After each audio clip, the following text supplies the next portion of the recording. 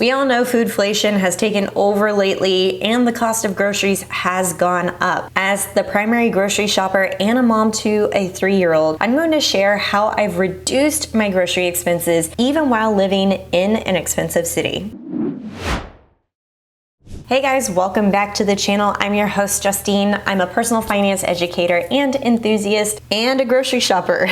I'm sure just like you. In fact, the average American household has spent $1,000 per month according to the Census Bureau's household survey. Plus, the average family is spending roughly $270 per week on groceries without factoring in kids. And families who have kids are spending about $331 per week, which is a 41% increase from families without kids. So we all know that it's just going up. The data's there. We're seeing that foodflation is a real thing. So how can we actually get back to what feels reasonable inside of our budgets? I want to share some tips that have personally helped me cut my grocery spending and just be more intentional and mindful about the amount of food that I'm buying. And the first step really is to figure out how much you're spending in groceries in the past. So we're going to take a look at your spending history, and a really easy way to do that instead of manually adding up all of those transactions inside of your bank account or a credit card account statement is by using the Quicken Simplifi budgeting app. And I want to show you how you can do this by accessing that spending history for your groceries inside of the app. So let's hop to it.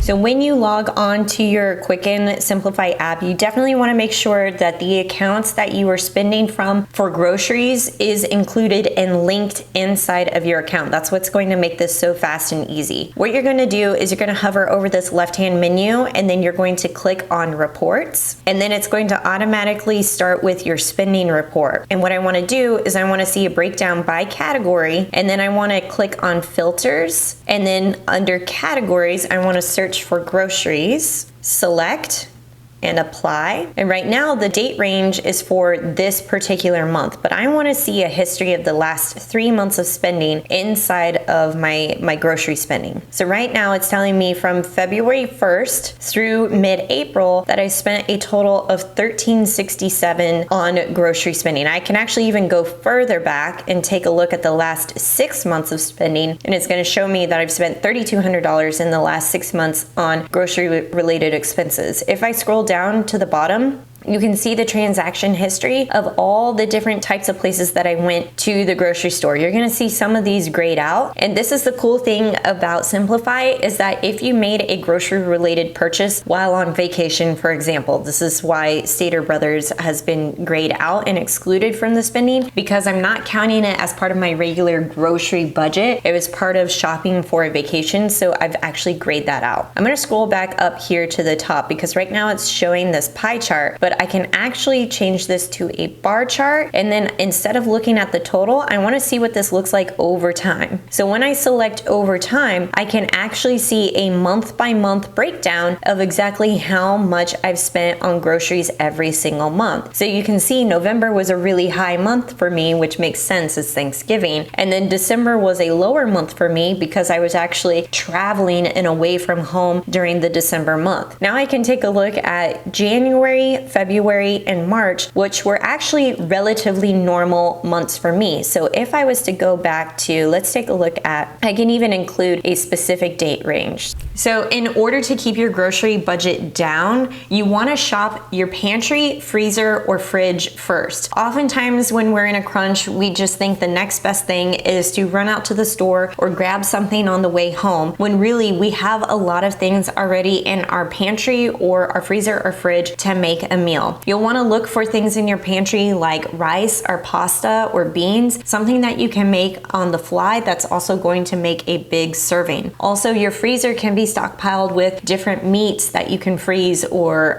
pastas. Any ready-made freezer meals such as frozen pizzas can also be inside of your freezer at all times, in case you're in those moments where you don't feel like cooking or you don't have a plan, you have something to fall back on. Which leads me to my next tip, is to always have ready to eat frozen meals on hand at all times, so that when you are in a busy day and maybe you had intentions to cook or make a well thought out out plan and meal and you are just exhausted from your day, the last thing that you want to do is bend over a stove for the next hour creating a meal. That's why I love utilizing things that are already inside of my freezer or something that's ready made that I can just pop into either the air fryer or my oven or dump in a skillet and it's ready to go. Another way that has really helped me save on groceries, and it's so simple but so effective, is to look at how much I've spent in the month on groceries before I walk into the grocery store. Literally, as I'm pulling up into the parking lot, pulling into my parking spot, I will check my Quicken Simplifi app on my phone and I will take a look at exactly how much money I have left inside of my grocery budget. This is especially helpful if you're towards the end of the month where most of your budget has most likely already been spent. And let's say you only have $75